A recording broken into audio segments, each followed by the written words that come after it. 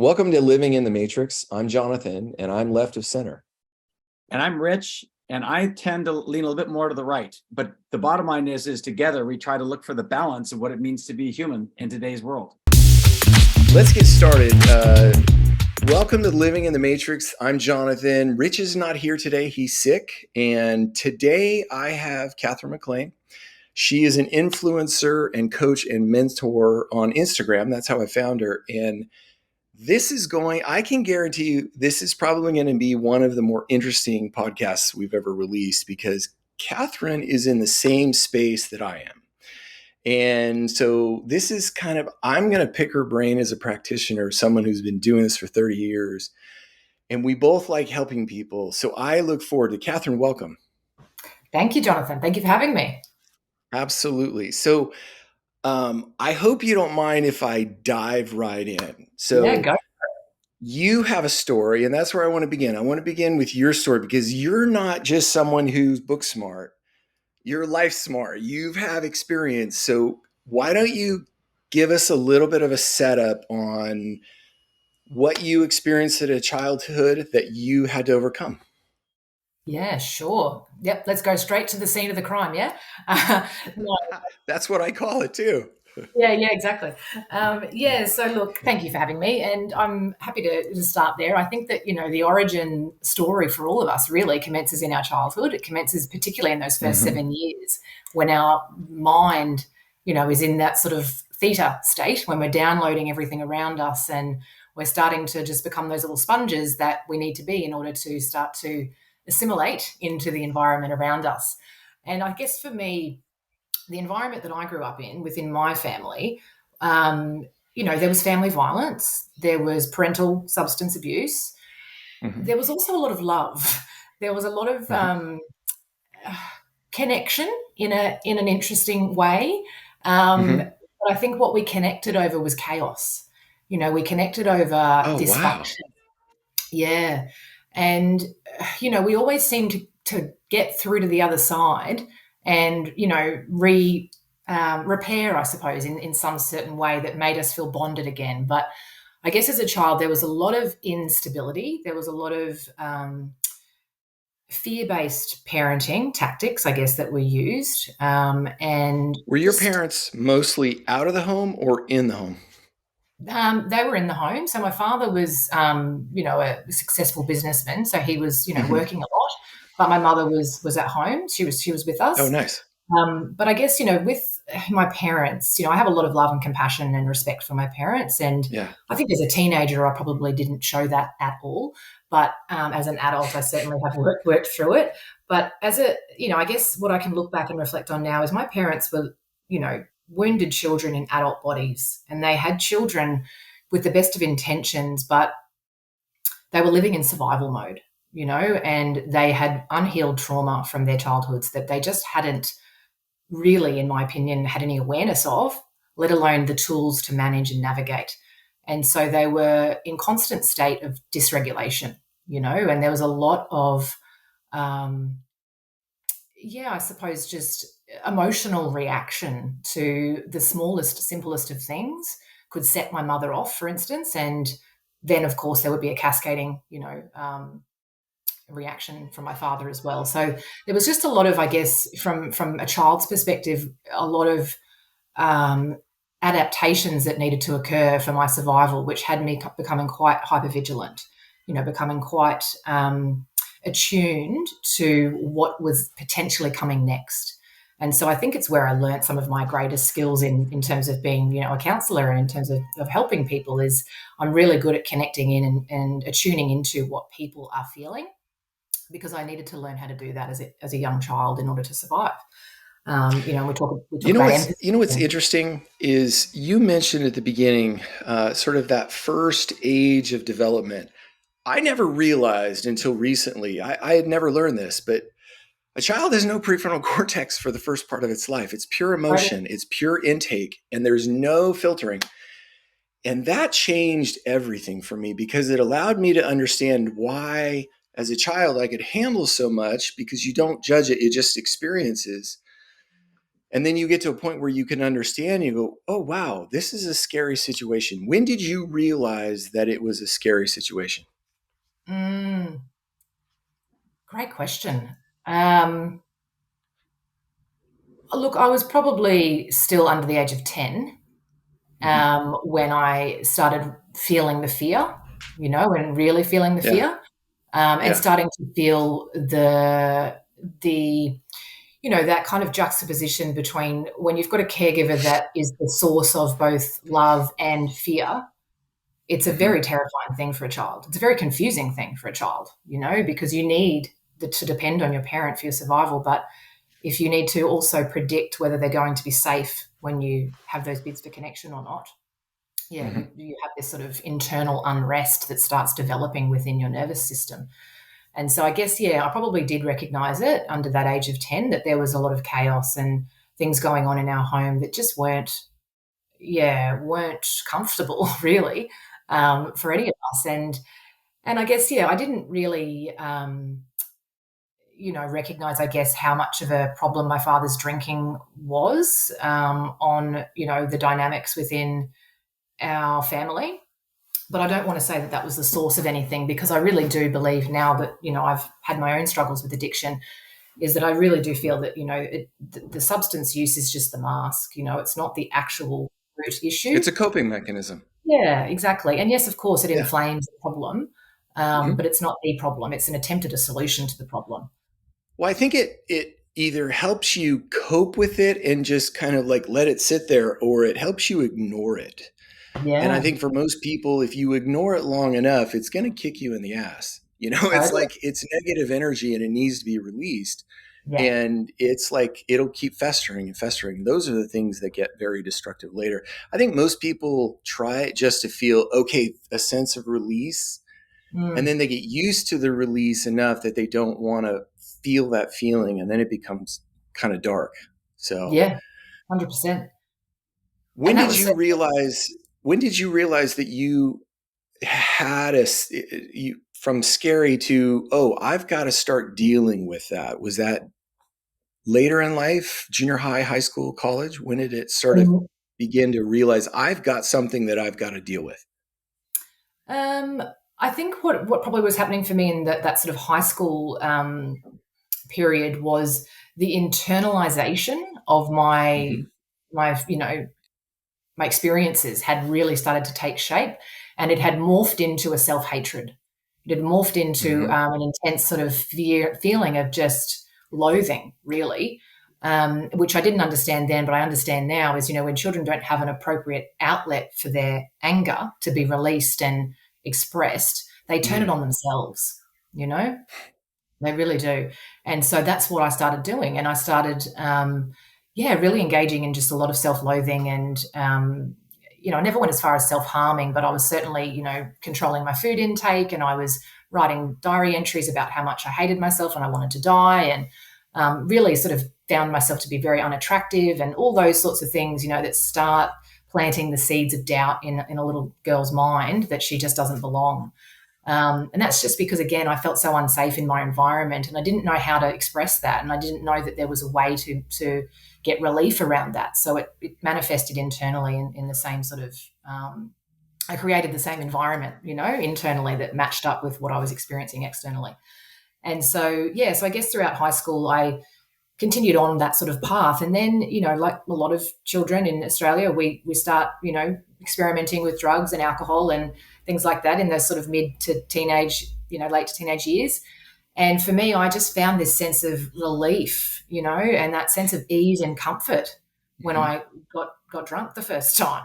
It was like, oh, wow, and also by that point, I'd already formed a protection mechanism of, I just didn't want to be seen, so I had started withdrawing within myself, because firstly, I didn't like myself, and secondly, I was just so afraid of, if people really saw into me, they would reject me.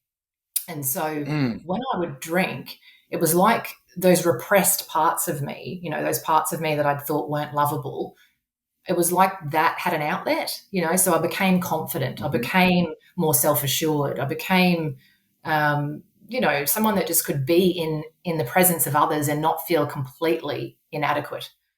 What was your And so, drug of choice? well, alcohol, 100% with Okay. alcohol. But of course, with drugs, I've done it all, really, to be honest. But, yeah, speed, cocaine, ecstasy, they were the main ones, methamphetamine as well.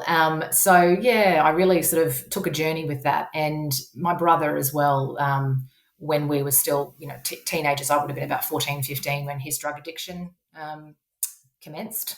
And he was about 17.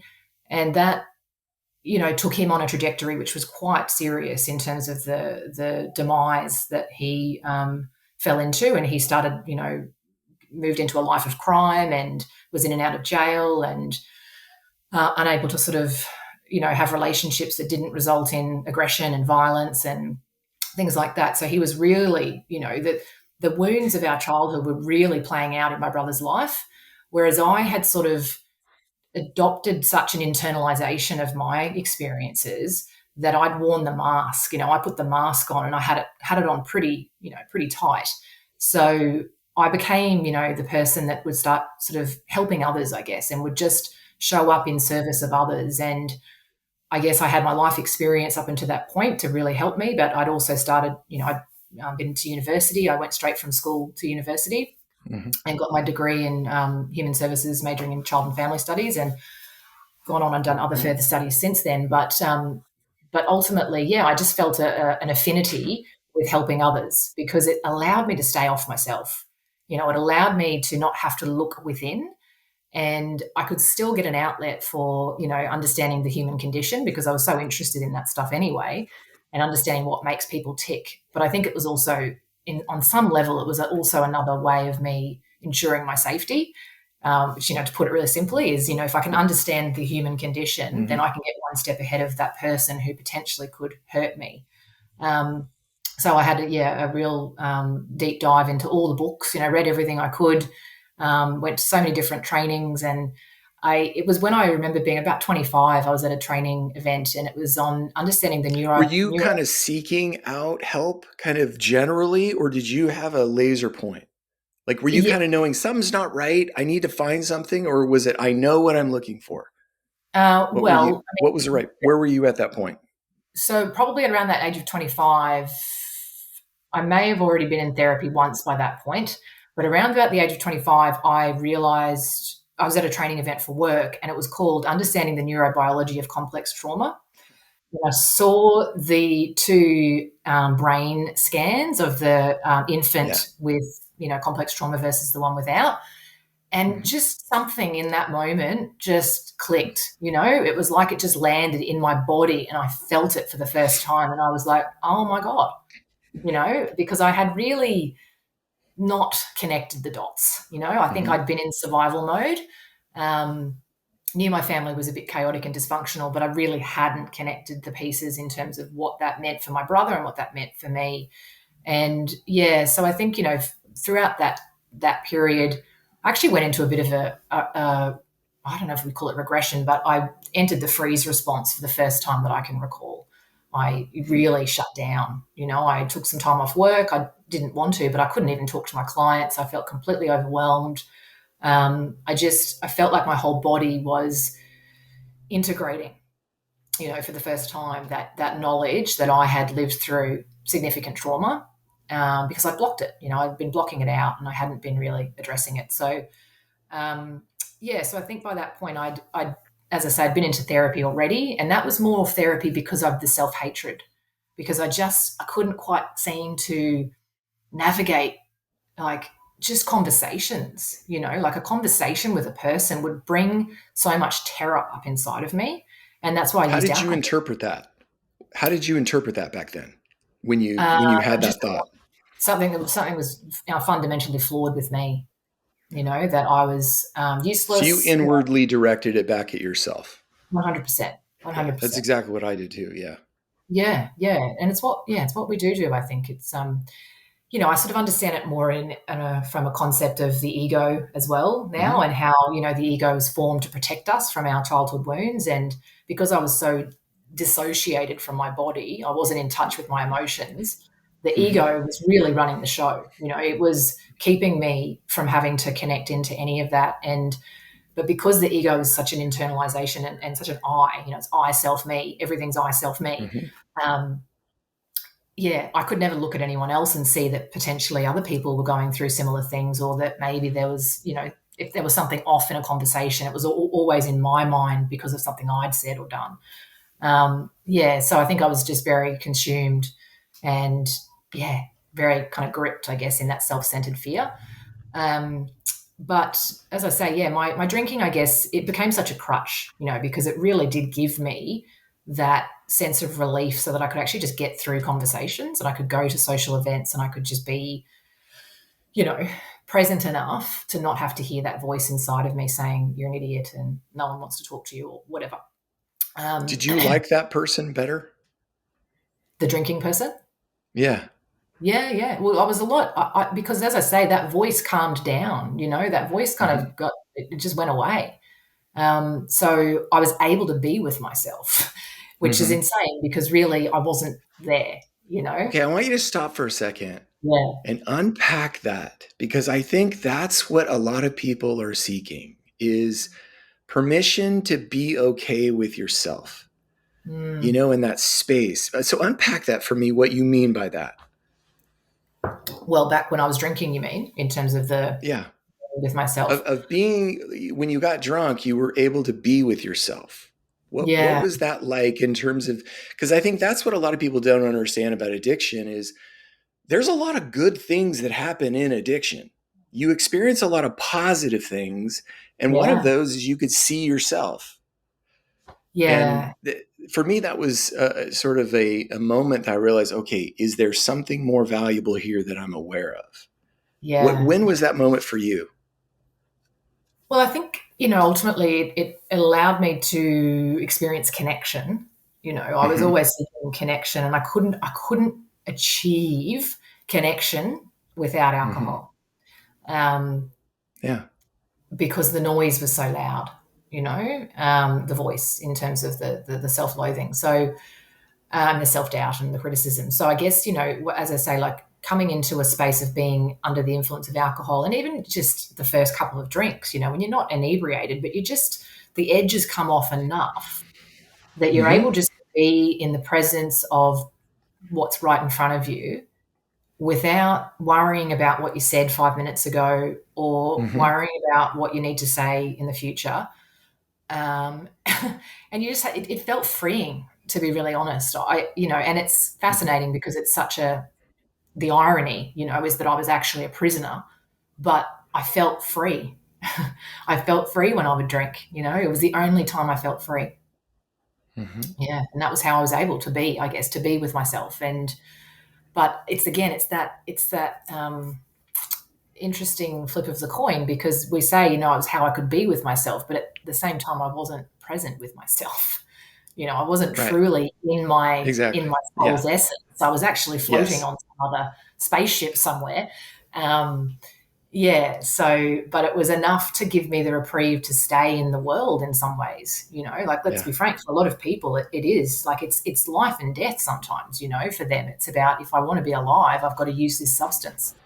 That's how they perceive it, and that's the reality of it. So it's a very sad state of affairs for any of us to get into. And I think, for me, it started out as being a coping mechanism, but also I got a lot of enjoyment out of it. I felt a lot of connection from doing it. And it also became a habit, in the sense that everybody else was doing it. It was not like I was sitting by myself drinking at that point anyway. And it was very normalized in our culture. And binge drinking, I guess, as well, has its effects. It takes its toll, I believe, on you if you do it consistently. And I did it every single weekend. Yeah, I did it every single week. I've looked back on this over the 22 years that I was drinking. I had one weekend where I didn't drink in 22 years, and Did it that wasn't, surprise you? Not really, because I knew that, I knew that it was, that's the reality of it. But I guess I'd convinced myself that it wasn't an issue, because there, some of those weekends I wasn't drunk. It was just that I might have rewarded myself on a Sunday night with a glass of wine at dinner, Yeah. And that's how I used to convince myself there was no problem, is because I could say, I've just had one and I stopped. Right. Right. Because I had the perception in my mind is that, to be an alcoholic, you needed to be drinking out of a brown paper bag, you need to be homeless, and you need to have lost everything. And that never happened to me. That wasn't my story. Because I had the mask on so tight, and because I'd got so good at, presenting a certain way. And also my job, I was managing multiple programs in child protection and in, post-adoption counselling services. And, I had a lot going on in my profession that would make you think this girl's got her life all together, but behind the scenes, that was not what was happening. I was living a double life, and that started eating away at me, because in the working space, I'd be processing referrals, with families who had drug and alcohol issues and, domestic violence and things that were kind of happening for them. And then I'd be kind of finishing work, and well, sometimes I wasn't even waiting to finish work. I was drinking because I was at home, I'd be drinking whilst working. So there was those things happening at the end there where I was like, this is not okay. This mask that I've been wearing for so long is actually hindering me from just being honest and telling the truth, that I've got a really big problem. And yeah, for me, it was COVID that led me, it led me into I had the ability then to drink from home, I guess, because I was working from home. So I had the ability, to drink when I was working. And so, that was the wake-up call I probably needed, was to be like, okay, I'm now drinking, 4 or 5 bottles at night of wine. I'm drinking every... Bottles? Yeah. Oh, wow. That's quite a lot. Yeah. And it, No, like I'm trying to regulate in terms, you had a good tolerance at that point. Yeah. Oh, 100%, Yeah. Yeah. Is that common in the Australian culture to have a high tolerance? Look, I'd say so in many ways. Yeah, we are a culture that that does like a drink. But I think, I'm meeting more and more people these days that don't drink like that. It's interesting, isn't it? When your reality changes, your external, reality does too. And for many years, I never knew those people that didn't drink the way I drank. I only knew people that would drink to blackout, and we'd drink for days. You know what I mean? We wouldn't just start on a Friday and finish. You just keep drinking. Wake up, have breakfast with a Bloody Mary, and drink all afternoon. I live on a water community, and everybody drinks here. So I understand that. It's it's when it's fun and it's a culture of where you live, it's really easy to do. Yeah, it is. It is. But thankfully, that period of COVID, when I started, drinking a lot more and drinking alone a lot more, it led me to a rock bottom, basically. And I guess it was a relationship as well that it took me there. And I started experiencing, it was like I was observing myself, like looking down on myself, making these decisions and going, what on earth are you doing? And I just started to become even more and more uncomfortable in my own skin. And I started realizing that the relief that I had been seeking just wasn't there anymore. Alcohol was not giving me the relief. It was actually inflaming this wound, this kind of wound that it just all of a sudden felt like it had just been set on fire. And I just realized, like, I can't drink anymore, I just physically can't do it. And do you remember where you were? Yeah. I mean, there was a couple of lead-ins to it, but I had my brother basically has been sober for 6 years, so he got sober first. And when I had found myself into a bit of a dark place, I was away for the weekend with friends, and I'd been up still. They'd gone to bed, and it must have been kind of 10 or 11 in the morning, and something came over me, and this is where I do believe divine intervention steps in, and we're no longer making decisions from our sound mind. We're actually, something greater is at play. And I'd known for some time that there is something greater for me. I just was terrified of what that looked like. And I feel like in that moment, something stepped in, and it got me on the phone, texting my brother saying, I'm ready, I'm ready now, and I need help. And it did take a few days to get me to actually let go. Because I think, right before, you jump off that ledge, it kicked up. The fear really kicked in, and I held on again. I really got into the resistance of it again. But ultimately, I did surrender to it, and I do believe that I had, divine intervention, and I've had support, from the other side. And I did hear a voice, a voice that the very final night that said, "You're not alone, and you've never been alone." And that's when it really was dawning on me that this whole thing that I'd been doing for all those years was because I just felt so alone. And, Did it surprise you to hear that voice? Because I think a lot of people have those types of experiences and we don't talk about them very much. Yeah. Did it affect you, or was it a wake-up call? What was it?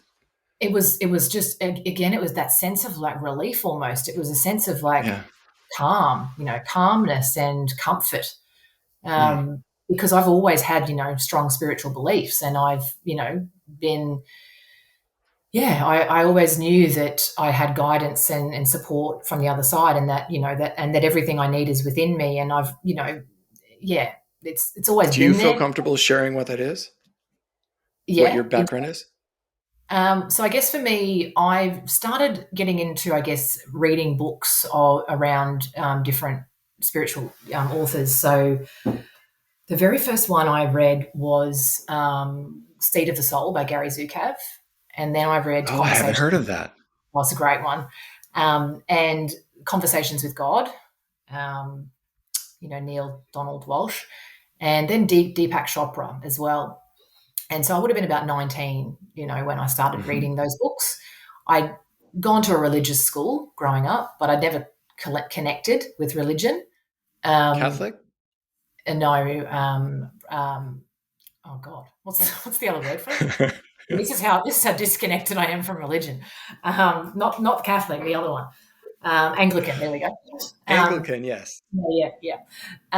So I'd started reading those books, and it had kind of just this these concepts around oneness, and that love, is the universal language, and that we come from love, and that we are love, and that fear, is what's actually blocking us from experiencing, love in any given moment, and that we don't need to seek anything outside of ourselves to feel whole, because we are already whole. But it's the blocks that we've placed around our heart, that disconnect us. And it's also our attachments. That's something I've had to learn. I feel like that was one of my life lessons that my soul chose for me, was to experience what it felt like to be attached, to things outside of myself in order to feel okay. And, you do have to hold on to those things for as long as it takes before you then let go of them, and then you experience the freedom you've been looking for all along. So I guess for me, that having those spiritual beliefs around, angels and a higher power and all of that, it really, had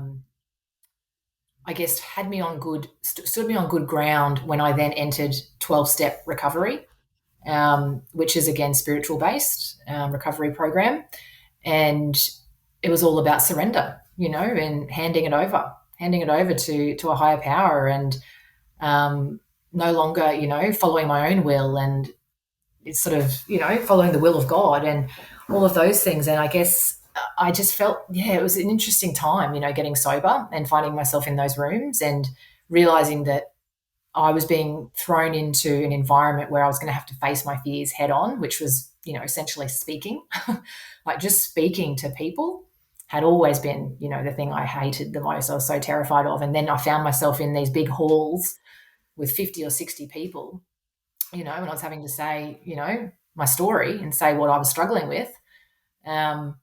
It cracked me wide open, really.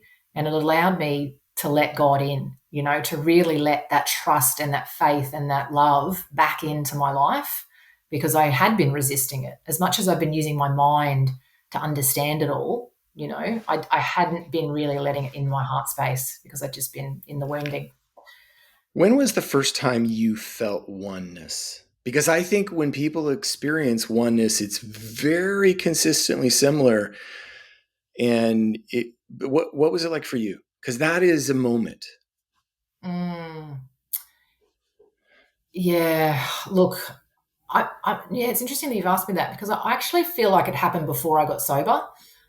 but I think I shut it down. I believe that. I believe Yeah. that. I do. Yeah. First time I Yeah. ever experienced oneness was on LSD. Right. Yeah. Okay. Yeah.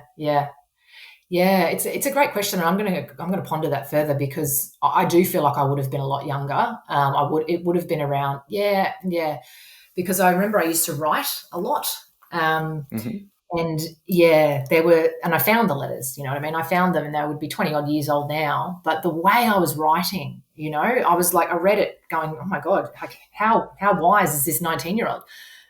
But something had happened for me. Something had shifted for me in reading those books, and Right. like I had found a sense of meaning, and a sense of, oh my goodness, like this all happened for a reason, It's Mm-hmm. like I no longer felt disconnected. And I guess I really took to those concepts around, um, as a soul, we choose our parents, and we Mm-hmm. choose, the life lessons that we're here to learn and grow through and evolve through. And I think that period of me understanding that was part of my integration of recognizing the oneness, that we're all actually connected. We're not actually in separation the way the illusion has us believing we are. Um, but yeah, I often do think about what would my life have been like if I'd stayed on that course and not Mm-hmm. continued the drinking. Um, but I feel like, again, that was my life lesson. Like I needed to go Mm-hmm. through the attachment to it. I needed to experience it, and I don't believe that there are any wrong moves. I don't believe there are any wrong actions that you can really take. I think that they're Mm-hmm. all leading us towards where we need to go, and we're always divinely guided. And yeah, it doesn't have to be as serious as what we make it out to be either. When did you quit drinking? Just over 2 years ago, two and a bit years ago. Yeah. And that's when you went to AA, or had you gone to AA before that? Oh, look, I went for one or two meetings, and then I Mm-hmm. returned to drinking. But no, this time around, I went, and it was a huge catalyst for helping me to stay sober, Yeah. um, because I needed to be around other people that had also, walked that Mm-hmm. path.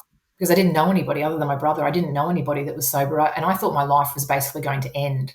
Like I thought that was just nothing for me left. And those first 6 months I spent crying, and I spent, just on the couch basically and going to meetings. Um, and I had to rebuild, I had to rebuild who I thought I was, because my whole identity had been wrapped up in that, that version of me. And so it's set me off on a deeper healing journey than what I'd gone through previously. Mm-hmm. And I found myself sort of following the path, as the trail kind of leads us. And I ended up in a mastermind community, with a man that has like a coach that has a pretty large social media following. And part of his course was all about just getting on camera and speaking, and just sharing into the community, into these live Mm-hmm. communities, and talking about, the things you've overcome, and talking about your Yeah. childhood and the things you missed out on, and, doing some inner child and reparenting work, and those sorts of things. And yeah, just something kind of came alive in me in that community, where I was terrified, jumping on and Mm-hmm. doing the videos. But I found a part of myself that had been locked away for a long time, and I started realizing that the thing I'd been fearing, I didn't need to fear. It was actually the connection. It gave me the connection I'd been looking for all along. Um, and so, yeah, so that's kind of led me on a course where I've gone and done some further healing work, and some of the most profound healing I've done, to be honest, Jonathan, and after the, decades of being focused on the mind, has Mm-hmm. been getting into the body, because I always, Same with me. I know yeah, exactly what you're talking about. Yeah. yeah, it's I'm a fascinating. mind guy. I grew up, this was the place. And I kept trying to drive down through a lot of my life and realize it needs both. It's not that Mm, this is wrong. I just need both to yeah, and they function are effectively. totally, and they're a Hmm. system that's joined together. You know what I mean? They're Right. not one, and like they're not separate. That Yes. they're one and the same. So yeah, and I I'd been writing about it, um, for years I'd found in some of my journal entries where I'd say things like, I feel like I understand myself so well. I understand where my origin wounds come from. I understand, why I'm attracted to dangerous men or why I drink the way I do. Like, I understood it all, but yet I couldn't stop it. I couldn't stop it from happening. And it was just like, what the hell is going on here? Why is this intelligence not connecting to my actions? And I knew then that there was something missing, and I was writing about it, and I was saying, I just don't know how to feel. I don't know how to feel. And I think that there's something here for me, but I didn't know what to do about it. And anyway, I did find myself again, in a following a trail, and found myself with a mentor who works holistically, and really started recommending daily practices like dance, just getting into your body in the morning. Just start with that. Because for me, movement as well had been a struggle in my life. Because I'd been somebody that had often been in the freeze response.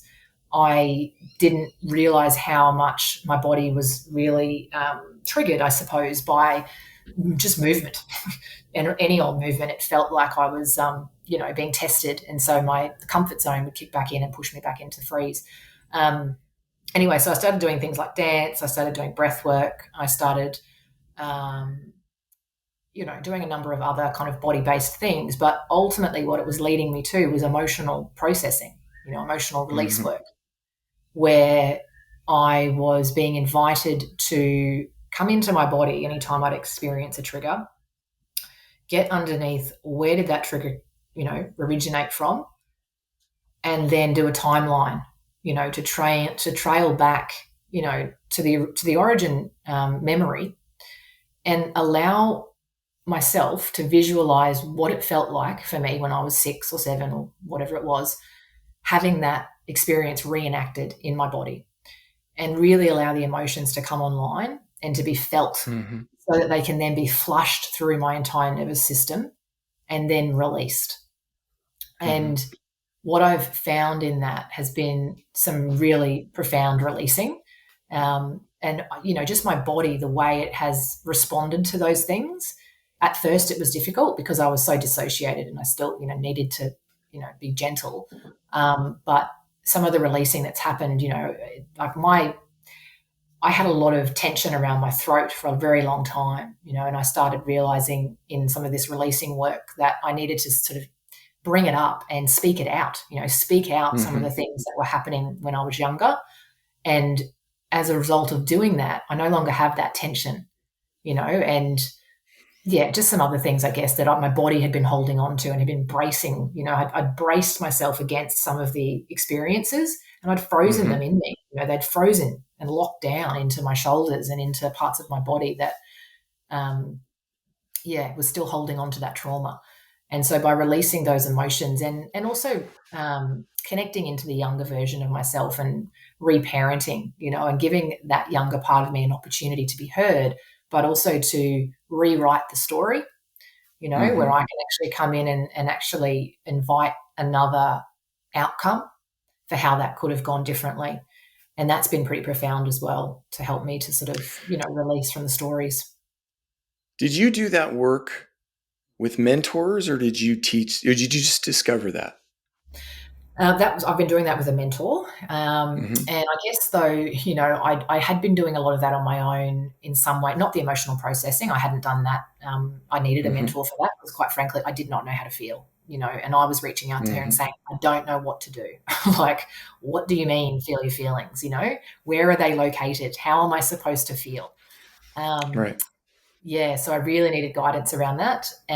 But in terms of the inner child work, I've been doing that sort of stuff myself for quite a number of years. But I think that coupling it with the emotional processing has been pretty profound for me. And I've just, when we think about energy as well, and we think about the scale of consciousness and those lower vibrational emotions that get locked and trapped into our bodies. And I had so much fear, and I had so much terror, and I had anger, and I had frustration, and I had, doubt, and I had all these things like trapped in my body and in my cells they were affecting my vibration. You know, they were affecting the things I was attracting into my reality. And I was attracting, you know, these relationships like dangerous men, if we want to say that, or men that, you know, treated me like crap or whatever. But that was because I was an energetic match to that. You know, I had that in my cells and in my whole field. And it wasn't that they were the bad guy. It was because I was drawn to it, because it was like, that's what we attract what we are. And so now I'm feeling like there's just this release, you know, there's actually this release of those stored emotions and those lower vibrational experiences that no longer need to, you know, be housed in my body. And that has shifted my whole perception of people and the people that I suppose I'm being attracted to or being attracted to me. It's a very different energy now. And now you help people. Yeah. What do you say to people who want what you have, but have never gone through that type of work? Because that workspace scares the shit out of people when they first think about it. Yeah. But your hindsight, what do you say that's worth it enough for them to say, oh, that's worth doing? Great question. I think what I probably tend to do is I normalize it. You know, I normalize it firstly that, yeah, you know, feeling is scary, you know, and it's, look, to be honest, it's not scary. I actually don't. I think it's our resistance to the feeling, you know, it's our resistance to feeling our emotions that's actually the problem. It's not the emotion. And so I do, as much as I normalize and validate for people that it's okay to feel what you feel, it's also important that we pull apart, you know, the narrative that the mind is running, because that is what is actually keeping you stuck. And so I guess I just try to explain to people that, you know, this journey back home to yourself doesn't need to be scary. It doesn't even need to be hard. You know, it's all about the perception that we hold around how we choose to go within. And I guess, yeah, for me, it's again, because I've walked it myself and I embody it, I do feel like it's, something that I invite people to seek guidance and seek support from, because then they don't have to feel so alone with it. Because that's the other thing, is I think we've felt so alone and disconnected for so long and thought this is just something I've got to do and figure out by myself.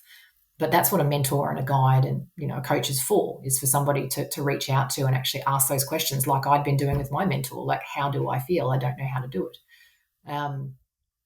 So I guess, but ultimately, if we're looking for freedom, we do have to go within. You know, we do have to take those steps towards, you know, cultivating those experiences for ourselves. But I think what seems to appeal to most people is when they realize that their internal reality attracts their external reality, it creates their external reality, it creates, you know, the experiences that they have in their life. And so if they want a different experience, they have to come within, you know, and they have to look at their thoughts, feelings, and emotions and the role that those things play on the, you know, the way they're interacting in life. And I think it's quite empowering for people when they realize that, oh, okay, so I can actually take responsibility for that. I can actually make a difference. I don't have to be a victim, you know, because I think a lot of our conditioning has us believe that life happens to you instead of life happening for you. And the victim is an easier path. It's a more immature path. It shucks off responsibility. And that's a big part of it, is taking on restoring your heart is a responsibility, because it's owning yourself. It's saying, okay, I'm my only hero. I'm the only one who's really going to save me, because we all know nobody else is going to save you. They may rescue you and give you lots of money, but that's different. Healing you and truly restoring you, that requires you taking responsibility. And that's hard for people. It is. You know, it 100% people is. struggle with that.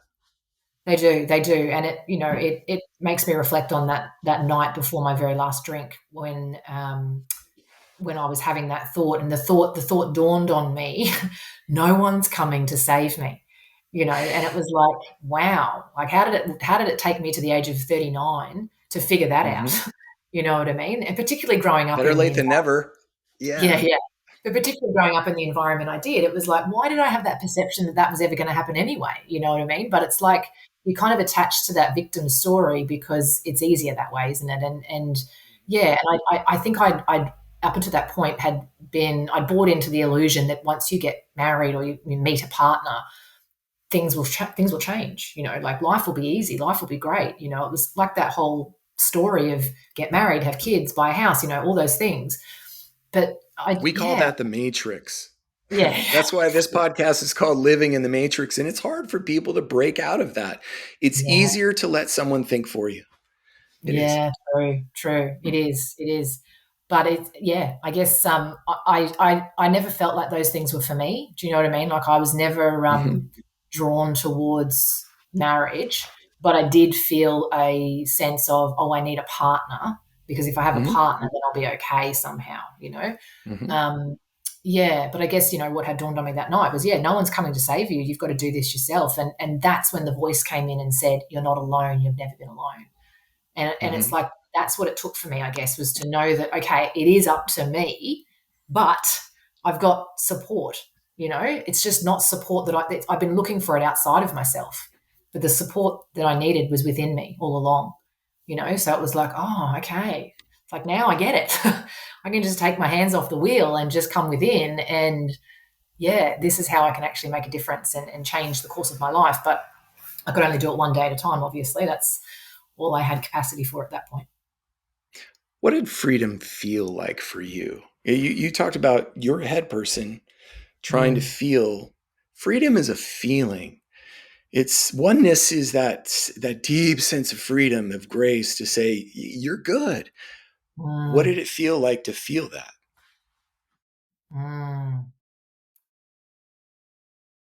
Yeah, it's interesting how to find words to describe freedom, really. Feelings are hard to describe. They are. Yeah. But I think, for me, it's that sense of, it's like it's opened up a sense of awe and wonder into my life, where like truly, like I can see the colors in the leaves. I can see the colors in the sky. I can see the colors of birds. I couldn't see those things before. I saw the trees, I saw the sky, but I never saw the colors of them. And so now it's like, and that just keeps getting sharper, if that makes sense. Like it's like I keep feeling more and more in the world rather than attached, to the world. Or ruled by the world. Ruled by the world, exactly. Yeah. Where you just sort of, starting to feel like there's I've known that, but there's a bigger storyline at play. But I don't need to take things so seriously as well. Like that's the other thing. I think for so long I took it so seriously. Like I had to figure it all out and I had to get to here and I had to do this. And I do think this next chapter of my life is about much more getting into my feminine energy, because I was very much in my masculine, all about protection and control and safety and strategy and all of that. And that served a purpose, but it's time to, integrate and enliven, my natural essence. And for me, that is creativity and it's freedom and it's flow and it's just moving through life, whether it's messy, whether it's uncomfortable, whether it's joyful, whether it's scary, whether it's hard, whatever it is, it's just being with that, rather than resisting against that and saying that's not for me. I don't wish to experience that today. I don't take that approach anymore. I let life come at me now. And it can feel tough some days, like I've been through a pretty big emotional process this week where I've just felt like I don't even know what this is, but clearly it's up-leveling me. Like that's what I try to see it as these days, is like I'm going through another, rebirthing exercise, and it's painful at times, but it's required. It's required of me to keep leveling up and to keep seeing what's possible for me rather than letting, fear shut me down and keep me playing small. So, that's freedom in a nutshell.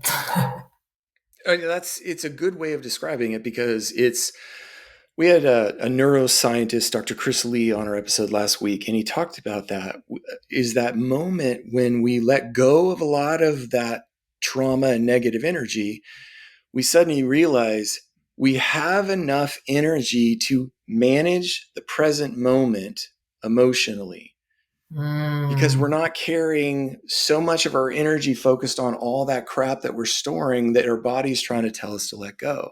And when you get rid of that, it creates a much starker awareness. You talked about like just knowing. I think that's because we have clarity from the lack of negative energy.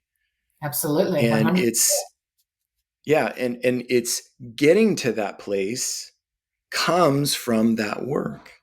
It does. So It does. I totally agree. And I think it's, when we work with the emotions, to free up the stored emotions from our body, which cause a sense of dysregulation in the first place, which then leads to an overactive mind, which has us then creating stories of separation and fear. If we really start working with releasing, like you say, and just letting go, like it's truly like that is what we're here for. It's just to let go. Like what can I let go of today? What can I let go of this morning? And that's truly what I ask myself in the mornings. What can I let go of today? Even before I've started my day. Because it's like, otherwise I'm holding on thinking I've got to control things. And then where's the joy in that, How is gratitude play into your recovery and growth? It's not all recovery. I think I learned we move past recovery and into growth. It's a great place. So where is that in your journey? Yeah, it certainly was something that was introduced more heavily into my day through recovery, like through being in recovery. I think for me, what I most enjoy about my gratitude practice is I use it as a form of meditation. So I actually close down my eyes and I feel into, the experience of I start with what I'm in terms of the beings in my life that I'm most grateful for. It always starts with my dogs. Sorry, mum and dad and my brother, but my dogs come first. And then I move to the people, the people in my life that I'm exceptionally grateful for. And I really feel it, like I bring that feeling of love and gratitude online. And then I move it out further to, the other things in my reality that I'm grateful for. So for me, it's something that I do, but I've also now what I do is incorporate the future vision, so I'm grateful for the things that have not yet occurred or come into my existence, but I feel into that as well. And it's like this excitement, I feel it like all through my body, and that's what, again, one of the joys of now being able to feel is I can feel like sensations in my arms. I can feel like, my heart beating, and I'm like, oh, I'm excited about that thing that's going to happen in the future. Because that's how we actually create our future is we focus on it, we bring it into our existence, into our internal experience. And that's how we let go of the past, by creating that vision for the future and really stepping into it each and every day. And I have another practice of reading out a divine vision statement that I read in the mornings as well, which again is future focused. It's about the present tense, like I speak in the present tense, but it's about things that haven't yet come into my reality. Right. Yeah, bringing the future to the present time. Yeah, exactly. And so I do those things as well. But again, it's coming from that energy of gratitude. And it's other things I do. But when I start my prayer, I always start with thank you as well. I think when we're communicating with the angels and with the universe, we can, start with gratitude because that's actually their language, And that's how we come into contact with what's around us is to actually give thanks to it rather than coming from a place of lack as well. So I think that's what we can often fall into is we wait to use prayer until we're struggling, and we wait to until we're at rock bottom and then we say, please help me. And it's like, well, it doesn't need to be like that. We can actually give gratitude and thanks each and every day, just by starting our day by saying thank you for all the blessings, thank you for this abundant life that I have every single day. Thank you for the joy, that I've experienced yesterday, today, and tomorrow. Thank you for your wisdom. Thank you for your generosity. And I do that. Yeah. I think gratitude is like starting your day with the really good things that are happening. It doesn't mean the bad things aren't going to happen or aren't happening. You're just choosing to focus on the really good ones because it centers you and it releases serotonin. I mean, there's so many good reasons that are very positive for your body. Yeah. And what most people do is they wake up and go, today is going to suck. Totally. And they don't realize they're scripting their body. So how have these practices shifted you? And have people noticed? Yeah. I mean, look, just the very fact that I'm on social media is like ridiculous to some of my friends. They're like, not ridiculous, but like in the sense of they're like, who are you? Who have you become? Because I was just what were they used to? Who was the old Katherine? for that? Well, firstly, I was the drunk, but when I just would never post anything on social media. Like that was just not me. I didn't want to be scrutinized or seen or judged or any of those things. And so I just kind of was more of a behind the scenes person. I also never liked my photo being taken. Like I was very much like, please get that camera out of my face. And so the fact that I'm doing reels and that I'm taking selfies and all this stuff, it's like, what the hell? But I guess it's that representation of me, like letting go of the ego, letting go of this whole, mask that I had been wearing just as a survival strategy, and really stepping into all parts of who I have always been, but had been denying and repressing. And so I guess, people see a huge difference in me just for having done those things and continuing to do those things. I think, about my daily practices, and I don't know, to be honest, whether I think it all adds up. Do you know what I mean? Like, I think it's all part of the process of growth and evolution. But for me, it's about connecting to others and really sharing my experiences. And, AA gave me that. It really gave me that doorway in to actually letting myself be seen. And I think that's been where some of the biggest growth occurred. And then, further growth since sort of doing this emotional release work. And I do see some ripple effects as well with my family, and some things that are happening there where, my parents are coming to me for advice around how to manage their emotions. And I'm giving them strategies, and they're like, well, okay. And my dad's meditating, he's meditated for the first time in his 77 years on this earth. And there's things that get to happen, when we make the shift, and we don't force it on other people, but they just naturally become inquisitive. Like, wow, you don't seem as angry anymore, or, whatever it used to be. Because like I used to, have things with my mother where she might say something and I just wouldn't be nice. Like I was, nasty. Whereas now I just accept her, that's been one of the biggest spiritual tools, that's been life-changing for me, is just acceptance, accept life on life's terms. Don't feel and like it's not as bad. It's not as bad as everybody thinks it is. Acceptance doesn't mean, like, most people don't experience their worst day every day. They experience a very average day that is mundane. And it's like, if you stop in the mundane and look for what's really good, you transform it into good. It's like, focus on the good and it radically changes everything. Yes, 100%. Yeah. And I think, for me, it was, again, just that whole resistance of life, though. It was like if someone behaved a certain way, I would personalize it and make it about me, and make it sort of like, well, why did she do that? Or why did he do that? And why didn't they do it this way? And it's like, well, why don't we just accept it?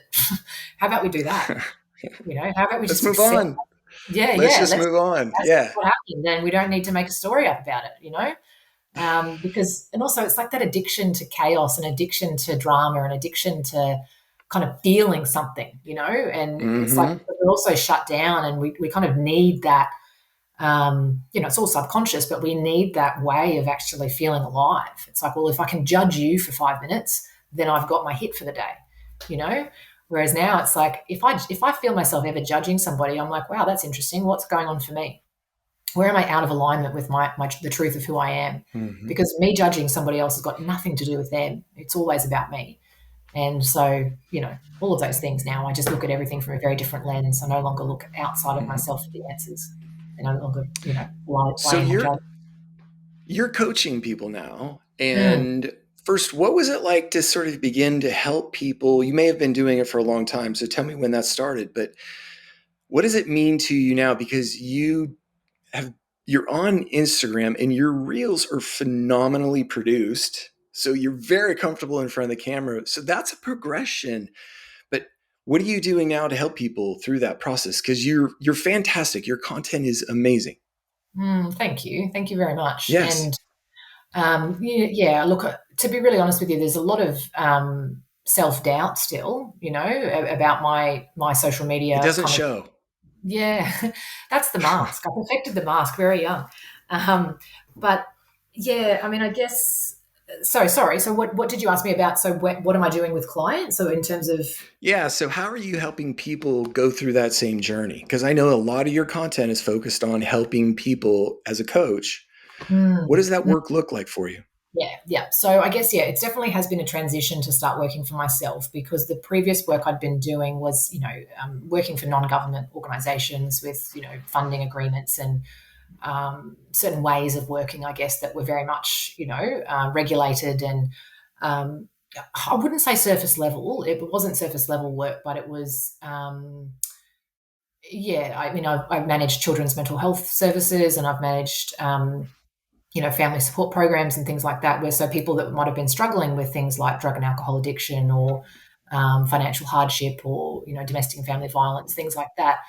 But often they were coming in a crisis, and they were coming in either because they were mandated to come in or because there were other things that brought them in there. And perhaps they weren't always as willing, I guess, at that time to really, work on anything deeper. But essentially, the transition I've made now to start working for myself has been born out of this desire to really be in my authenticity. Because what I did find, in my other work is that, yes, I was wearing a mask for a long time because I didn't ever reveal about, what I'd been doing behind the scenes. But also I just started feeling not so much aligned with that type of work. I wanted to go deeper myself. And so since, stepping into my own healing journey in this way and working more with emotions in particular, I have now become, really passionate about sharing that, sharing those tools so that people can see that there is freedom from things like addiction, and I think only up until recently, I still believed that you would be addicted, like you'll always be addicted to something, and that you'll always have that wound. And now I actually believe very differently. I believe we can heal, I believe we actually can. And not everybody believes that, the system and the medical model would not have you believe that. And so for me, I really wanted the freedom that came with actually just standing in my own energy and saying, this is what I believe to be true, and not having to sort of think about, well, how does my organization I work for sit with that, and it's just like, no, I'm going to do what I know has worked for me. And I'm going to share the tools and the information that I have garnered along the way and that I embody, on a day-to-day basis. I'm going to share from that space. And people are being drawn to that, they're drawn to, I guess, that level of authenticity and that level of, this is part of my story. Addiction is something I've navigated. And I do believe, we all connect on that human level. We just want to know, who are you? Where have you come from? What have you done? Because you can work with any coach, can't you? You know what I mean? But you really want to know, well, who are you underneath that? Who are you underneath your accreditation or your qualification or whatever? And so, so for me now, I work with clients on, the emotional level, the behavioral level, the mindset level, and the spiritual level. Those are the kind of domains that we focus on. And I have an approach, I guess, where I work with them. I have a voice noting app where people can actually reach out, every day if they need to. And so it's a bit of a different model, because typically when you think about counselling, you might have a session once every fortnight. And you kind of hold on to things in between then, and then you come and then meanwhile things are blowing up all around you, and then you come into the session and you're like, well, I haven't really got anything to talk about today, So whereas what I find is much more impactful is, let's break it down in real time, and so people will jump in with a trigger as it's happening, Yeah. And that probably gives people a real world scenario to talk about.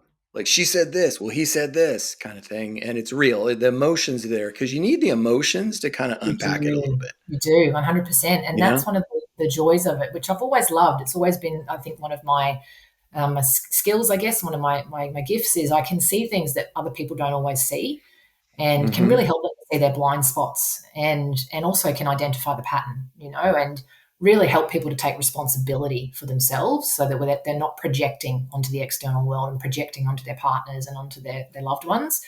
And then I can also guide them in real time in how to process those emotions, and also to kind of go back into their childhood and help them with the reparenting and the inner child work as well, which I think is really powerful, very, very powerful for people when they can start connecting into their younger self and start to recreate some of those memories and start to release some of those traumas.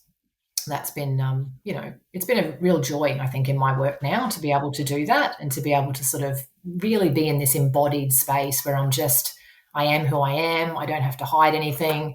I just, I just show up as I am. And it's, yeah, that's the freedom as well that I've been looking for, because I'd been so kind of stitched up in some ways around not wanting people to see the real me. But I no longer have those fears anymore around, oh, what if they reject me? It's like, I don't believe that anymore. I don't believe that story. And if a person doesn't want to work with me, for instance, if I still had a rejection wound, I'd take that deeply personally. But Mm-hmm. now I don't. I see that as it's just energy. If your energy doesn't align with mine, that's okay. It's got Right. nothing to do Yeah. with me. And it's not a Mm-hmm. reflection on you either. It's just, we're just not aligned. Great. But someone else is, and I'd rather know that, wouldn't you? Like, we'd rather know those Oh, things from the yes. outside than try and force something and go, well, why don't you want to work with me? I want you to tell me why.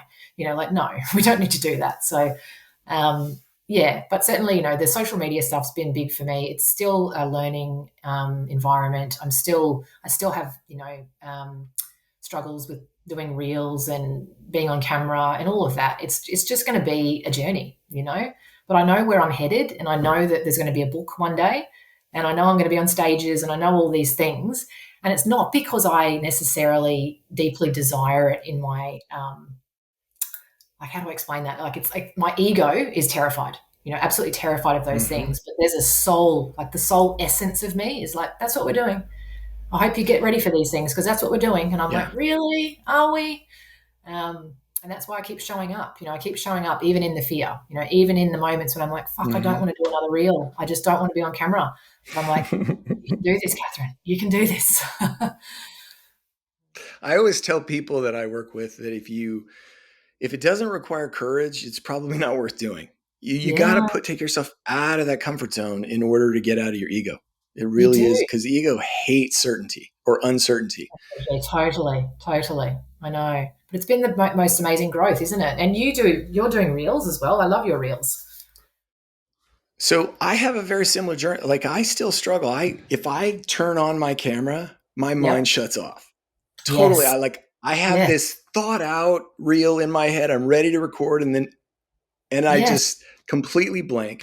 So I That's am it. learning too. It has been a wonderful journey of learning to listen to, because I record what I learn when I walk with my dog. Uh-huh. That's kind of my meditation time. And capturing it has been very cathartic for me. Very. Mm, mm. Has it been for you? Because you're presenting your thought process, and then you listen to them again. And it's like this very, wow, I'm learning, I'm Yeah. growing. And Yeah. that's what I love about it, is Yes. to see my own journey publicly, so how has that been for you? Kind of, how do you deal with those doubts? Mm. Look, I mean, when I first started in that container with the coach that I was working with, and I started doing videos there, I would absolutely agree with you that that was quite a cathartic experience, where I would watch it back and go, wow, like, Mm-hmm. what are those profound, downloads that girl is talking about? And I, yeah, had a lot of growth and sort of self-awareness that was kind of landing through those videos. But when it came to social media, yeah, that was a whole different ball game. And at times, I've found myself recording and re-recording reels, like a number of times. I think there was one reel that I recorded, I'd say maybe um, 30 times, and that's a lot. Like, it's quite a taxing experience, I think, to kind of put yourself through that. And what I was learning about myself in that is that need for perfection, that really deep drive that I had at the time for, this has to be perfect, because if it's not perfect, you're not good enough. And that's, a part of my psyche. There's a voice in my head that berates Mm-hmm. me and tells me that's not good enough. And so what I've had to, go through in this journey of just putting things out there that I may still, like, the part of me may still not think it's good enough, I have to actually be okay with that, and allow my body to actually just sit with the feeling of discomfort and, like, validate that part of me, actually provide compassion to that part of me who just wants to actually Mm-hmm. protect me from the fear of judgment and rejection. And so rather than me going, oh God, this is so hard, I don't want to do this, this is awful, I'm going to give up, I have to actually say, I hear you. I hear that you're trying to protect me, but this is what we're doing, and this is actually okay. What we've put out today is enough because I am enough, you know?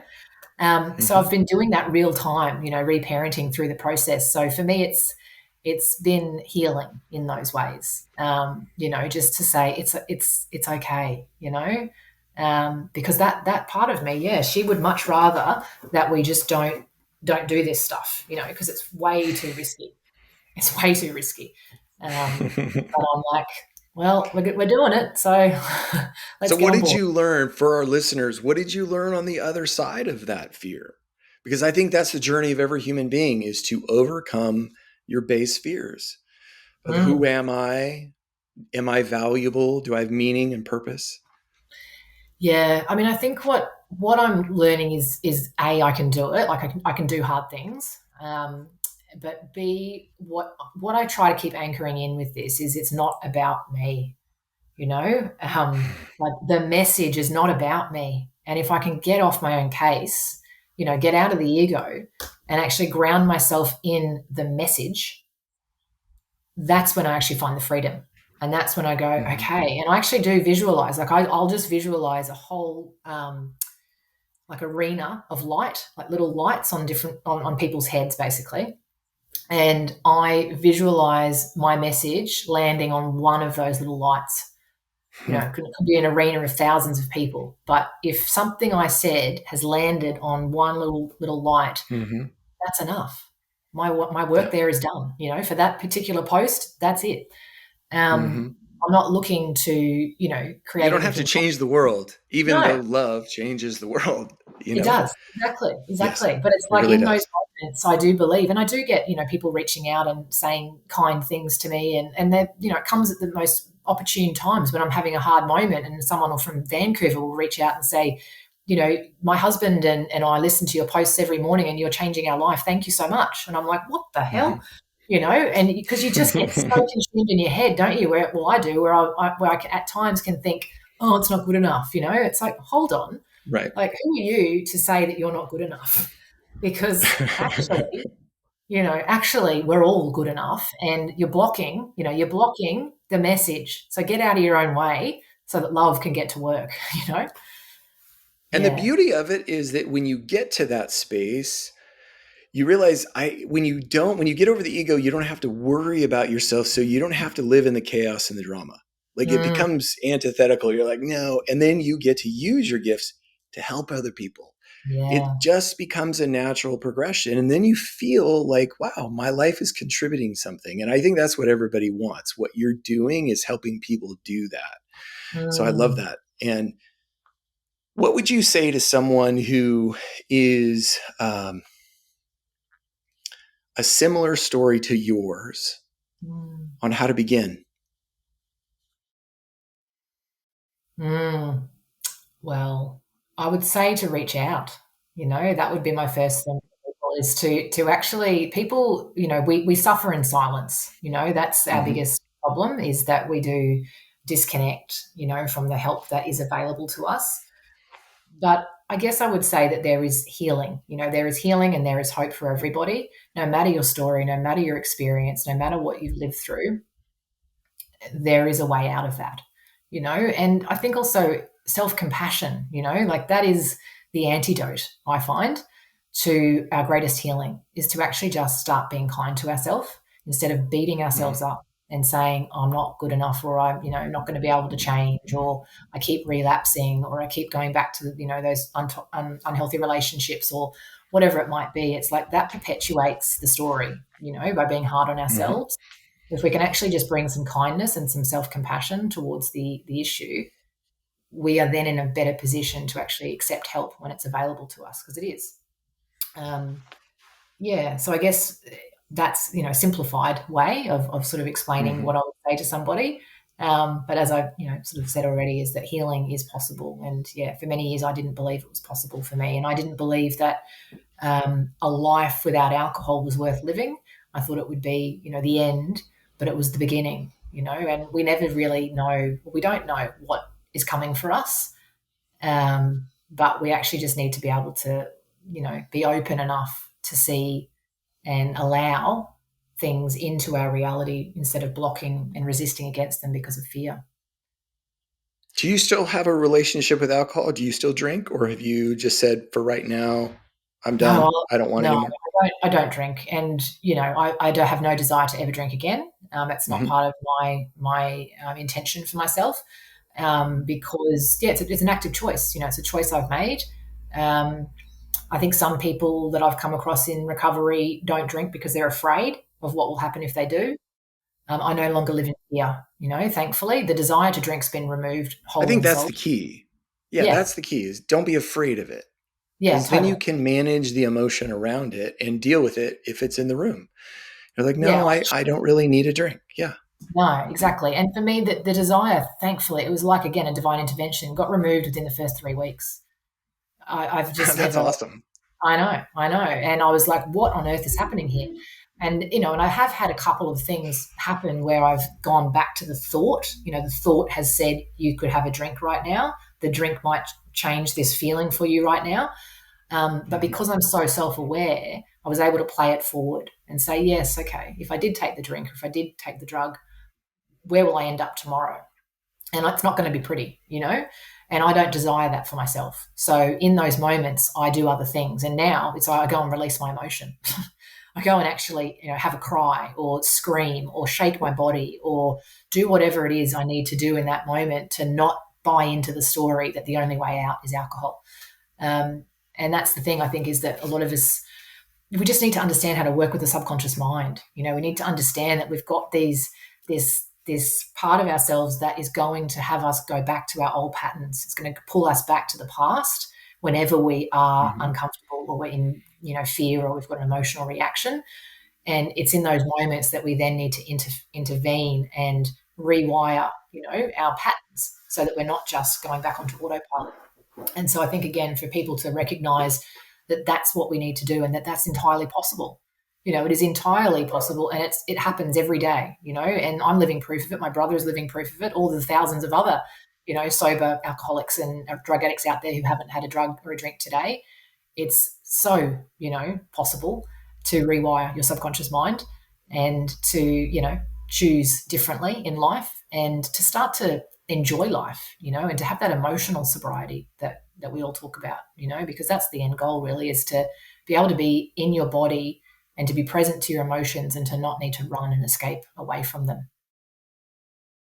That I think that's what everybody is looking for, is how do I stop running and escaping from what I fear and what is painful. And Totally. it's a life worth living. Katherine, you have been a phenomenal guest. Thank you so much for sharing with us. Your story is amazing, and I love how it's ended, because it's ending with the beginning of this beautiful life in front of you. So I absolutely wish you the best. Thank you for joining us. Thank you, Jonathan. It's been an absolute pleasure. I've really, really enjoyed our conversation, and I appreciate you reaching out to me as well. Thank you. Absolutely. So, to all the listeners, much love, everyone. Have a great week. We will see you next week. This has been Living in the Matrix.